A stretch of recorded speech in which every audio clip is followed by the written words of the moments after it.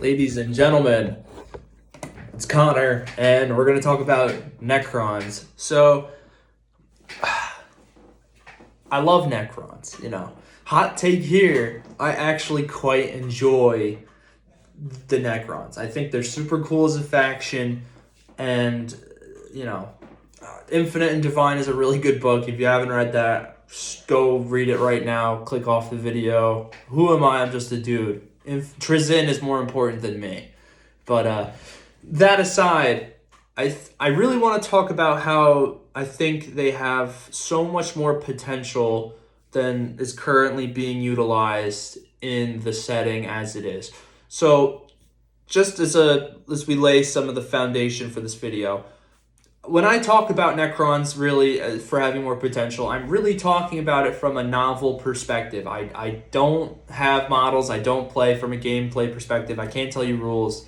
This is really from an in-universe setting perspective. So if you're expecting rules and models, I hate to disappoint you. I have one orc that is not painted and was hot glued. There's some lore for people who've been here. But they really can be so much better. And they just don't feel like, let me put it to you this way. The kin, the Leagues of Votan have been have been introduced, like it has to have been a year or two ago, and they've done preferably really nothing. Preferably, sorry, that was a misspeak, but they essentially have done nothing. Why am I bringing them up? Because that's how I feel like Necrons have sort of been for the past year. Now, obviously, what did I just mention as soon as the video starts? The Infinite and the Divine, the Twice Dead King. Xenos books have been on the rise, as have Necron popularity, mainly because of, let's say, Trizin and Orokin. But there's still so much untapped potential we have here that could possibly get addressed. I don't know. But it's just kind of disappointing to me because as such a fan, I feel like they definitely can expand upon the Necrons universe. And listen, I understand Space Marines make the money. Totally understand that.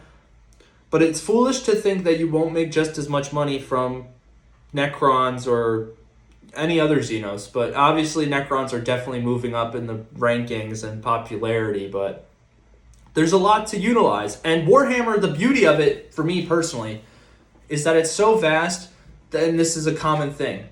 Authors can leave these plot holes, and normally I would critique some of them, but the plot holes are there because the universe as a literary setting and as a game setting is so vast that you can make your own scenarios and stories within said plot holes and said events.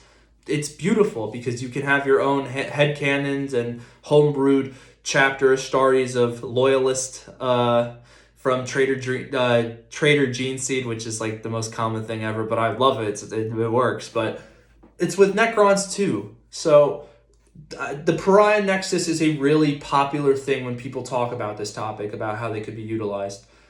And the Pariah Nexus, there's a lot going on there. They're setting up the pylons. The Silent King is there, and Gilliman's apparently rumored to go meet with him, and there might be a conflict. Who knows? There could be a diplomatic thing. Nobody knows yet. It hasn't happened yet. And that's one part of it. This is a whole separate thing that could have, campaign novels, regular novels. This can be utilized into a story, right? And it doesn't make sense to me why it's being put off and why, this could elevate them. And obviously, Twice Dead King or Twice Ruin, or if I'm screwing up the book name, I'm sorry, I don't remember off the top of my head.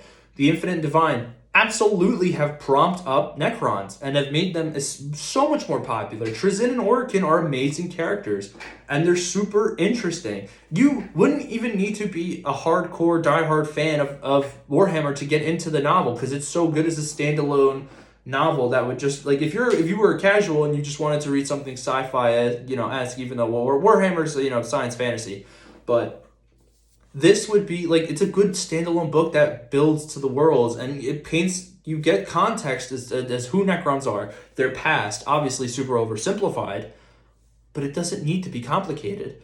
And it just builds room for stories and stories. Now, obviously, a lot of different factions have these types of moments where there's definitely a lot of room for exploration, and it's definitely one of those things where the fans can make the stories. And you can do that with Necrons, absolutely. But I feel like it's just a missed situation opportunity where authors really should capitalize on these things, like the Pariah Nexus, or even the Necron civil war between the Silent King and Imhotep the Stormlord.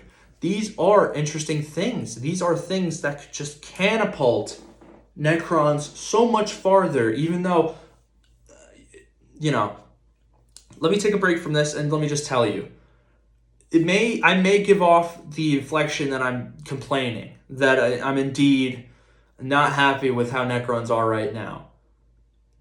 Yes and no. I'm super satisfied that they're getting more popular, and these novels are proof that people do enjoy Necrons. They enjoy the stories. When the right author's there, it's easy for everybody, from casuals to diehards to everybody in between, for them to enjoy it. But that also doesn't mean that you can just stop there, and I'm not saying they are, but I'm just saying there's so much room for them to grow. And it's kind of weird that it seems like there's always so much going on in Warhammer, and yet there's nothing going on. I know that's the theme. Everything is stagnation. Nothing really changes. But I wish that didn't also apply to our reality as well, where, again, I brought up the Kin and the Leagues of Votan, where they really only seemingly haven't had a novel yet, or they maybe will soon. I think I read something that they might soon, but at the most, they're getting their secondary antagonists in a Necron book, which is cool.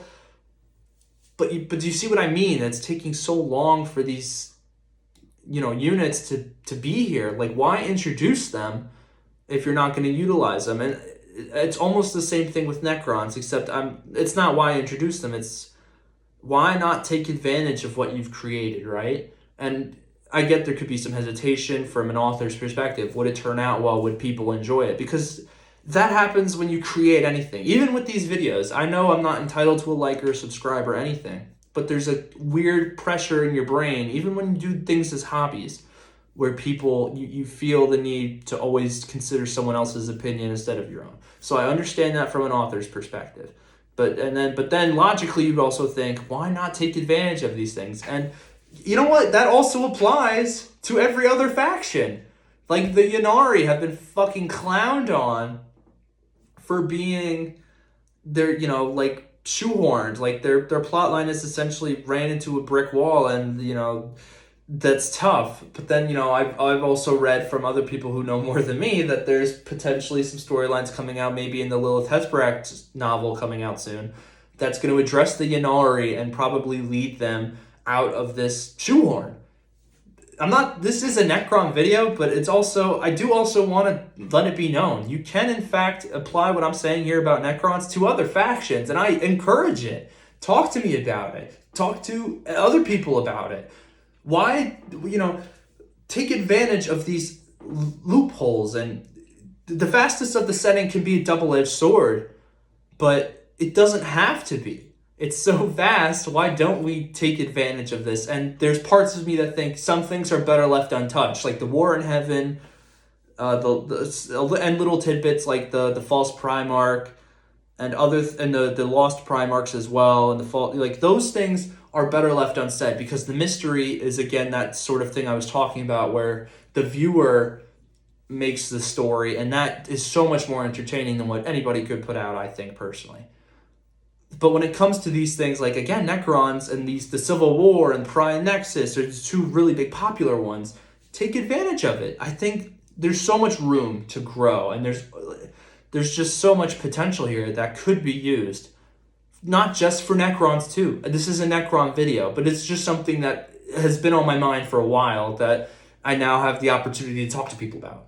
This can also apply to other factions. So yes, go make those stories. I just wish authors and GW and whoever the hell's in charge of that stuff would just try to almost shift their mindset to this mindset of, yes, some things are better left unsaid, but please take advantage of what you've already written. You know what I'm saying? There's so many possible stories here that who knows if we're ever going to get. But I hope we do. You take anything away from the video, I hope that these authors take advantage of what they've created and continue to make stuff that people enjoy. that's just the main message of this video, guys. It is focused on Necrons, but I really hope this message spreads to people and they don't just think it's just Necrons. Because yes, I may not be the biggest fan of other factions. Like, I'm not a big Eldar fan, but I do appreciate them.